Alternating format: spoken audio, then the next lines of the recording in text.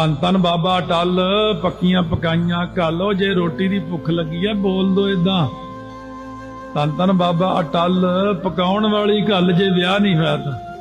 ਧੰਨ ਧੰਨ ਬਾਬਾ ਅਟਲ ਮਾਇਆ ਦੇ ਗੱਫੇ ਘੱਲ, ਧੰਨ ਧੰਨ ਬਾਬਾ ਅਟਲ ਦੁੱਖ ਦੂਰ ਘੱਲ। ਆ ਕਈ ਪਰਿਵਾਰਾਂ ਨੂੰ, ਅੰਮ੍ਰਿਤਸਰ ਸਾਹਿਬ ਵਾਲਿਆਂ ਨੂੰ, ਰਹਿਣ ਵਾਲਿਆਂ ਨੂੰ ਨਹੀਂ ਪਤਾ ਕਿ ਬਾਬਾ ਅਟਲ ਜੀ ਇੰਨੀ ਤਾਕਤ ਦੇ ਮਾਲਕ।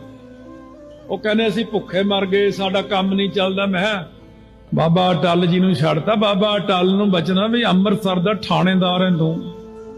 9 ਸਾਲ ਦੀ ਉਮਰ 'ਚ ਗਏ ਤੇ 9 ਹੀ ਮੰਜ਼ਿਲਾਂ ਬਣੀਆਂ ਉਹਨਾਂ ਦੇ ਗੁਰਦੁਆਰੇ ਦੀਆਂ। 6ਵੇਂ ਪਾਤਸ਼ਾਹ ਨੇ ਕਿਹਾ ਸੀ, ਬੇਟਾ ਮੇਰੇ ਕੋਈ ਦਰ ਤੇ ਆਊਗਾ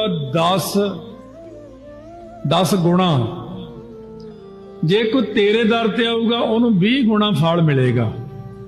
ਸਤਿਗੁਰਾਂ ਕਿਹਾ ਜਿਹੜਾ ਮੇਰੇ ਸਿੱਖ ਦੇ ਸਥਾਨ ਤੇ ਜਾਊਗਾ ਉਹਨੂੰ ਮੈਂ 20 ਗੁਣਾ ਫਲ ਦਿਆਂਗਾ।